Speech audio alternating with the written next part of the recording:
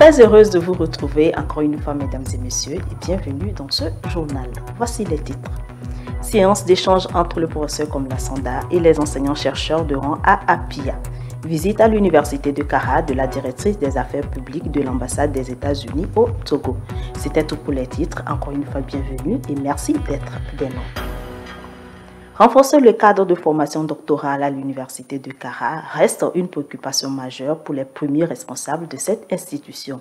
C'est dans cette dynamique que le professeur Komla Sanda, président de l'université de Kara, a eu une rencontre d'échange avec les enseignants de rang A le 21 octobre dernier à la maison du combattant à Pia. Lydia Wandiabli et Fortuné Kouyaro pour le compte rendu. Une séance d'échange sur le cadre de formation doctorale à l'université de Kara s'est tenue le 21 octobre dernier à la maison du combattant à Pia en présence du président de l'université de Kara, professeur Komla Sanda. Cette séance, qui a connu la participation des enseignants de rang A, des responsables scientifiques et pédagogiques des différentes structures de recherche, visait à plancher sur un mécanisme de gestion des doctorants. N'a pas le doctorat qui veut. Tous les étudiants titulaires d'un master n'ont pas vocation à devenir des docteurs. Et parmi les docteurs, ne vient pas enseigner à l'université qui veut. Lors de cette séance, les discussions ont tourné autour d'une phase de maturation pour préparer les titulaires de master à s'engager dans les recherches doctorales. La formation en master, ce n'est pas destiné à tous les étudiants, c'est pour les meilleurs. Et au terme de leur formation, c'est la crème de la crème qui est autorisée à faire le parcours doctoral. Il se fait que dans la pratique, ce n'est pas ce que nous observons. Cette décision vient à point nommé pour pouvoir dorénavant sortir des doctorants de l'université de Kara plus performants, aptes à pouvoir travailler et avoir un niveau professionnel idoine. Les réflexions continueront dans les différentes structures de recherche afin d'atteindre des résultats attendus. Direction le campus sud de l'université de Kara où la salle America Kona a abrité du 24 au 26 octobre 2022 une section de formation des étudiants portant sur les métiers du numérique. Abdel Felindou et Modeste Dawat pour plus de précision. Pour renforcer les capacités des étudiants dans les métiers du numérique, l'université de Kara et l'ambassade des États-Unis ont organisé un atelier de formation sur la conception assistée par ordinateur et en infographie les 24, 25 et 26 octobre 2022. Ces rencontres se sont déroulées dans la salle American Kona au campus sud. Elles ont été dirigées par Madame Nico Tiangay, formatrice, web designer et graphiste.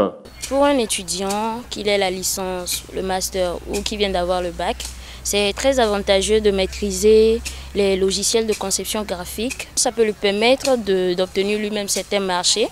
Par exemple, là, quelqu'un qui dit « je veux une affiche » et tout, ça fait déjà une entrée d'argent pour lui. La présentation d'une conception graphique, l'acquisition des bases pour une meilleure compréhension et l'utilisation d'un design, l'Adobe Photoshop et Illustrator sont entre autres les modules abordés durant les 3 jours de formation. Nous sommes en train de prendre goût de cette formation et je suis sûr qu'à la fin de cette formation, on aura un peu l'idée de comment ça se passe dans le Photoshop et autres.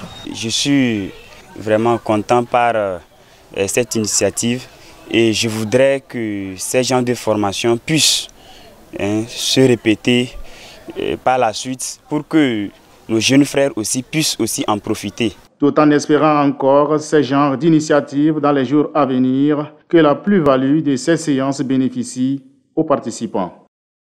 Comme je vous l'annonçais dans les titres, M. Egbao Azoté, secrétaire général de l'université de Kara, a reçu en visite de travail le 25 octobre passé une délégation de l'ambassade des États-Unis au Togo, conduite par la directrice des affaires publiques, Pascaline Diatika et Fortuné Kouyao. La langue de Shakespeare au carrefour des échanges communicationnels dans tous les secteurs d'activité. Pour maintenir ce cap, une délégation de l'ambassade des États-Unis au Togo était en visite de travail à l'université de Kara le 25 octobre dernier. Elle a été reçue par M. Egbao Azoté, secrétaire général de l'institution. C'est suite à une activité menée au campus sud avec les étudiants notamment leur formation pour renforcer leur employabilité, qui sont venus nous rendre compte. Et donc, je tiens, au nom du président de l'Université de Kara, à adresser à toute cette délégation nos vifs remerciements pour cette activité très pertinente qui cadre non seulement avec les ambitions de l'Université de Kara, mais aussi avec celles du gouvernement togolais. Ainsi, au cours de cette rencontre, les échanges ont porté entre autres sur la relance des activités de l'espace American Corner, le renforcement de la coopération entre les deux institutions et les opportunités de bourses américaines. À cet effet, la chef de délégation a réitéré l'entière disponibilité de son institution à accompagner l'université dans la vulgarisation de la langue anglaise.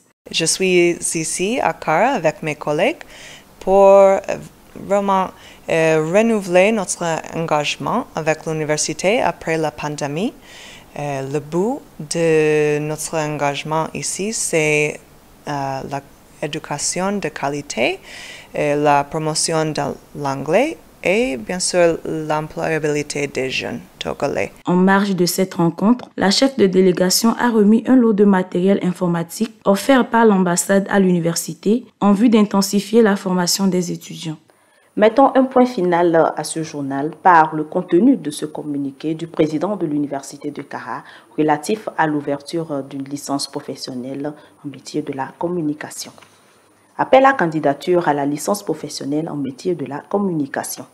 Le président de l'Université de Kara invite les bacheliers désireux de s'inscrire en première année de licence professionnelle en métier de la communication à la Faculté des Lettres et Sciences Humaines Flèche pour le compte de l'année académique 2022-2023 à déposer leur dossier de candidature à la Direction des Affaires académiques et de la scolarité du 24 au 11 novembre 2022 de 7h30 à midi et de 14h30 à 17h, délai de rigueur.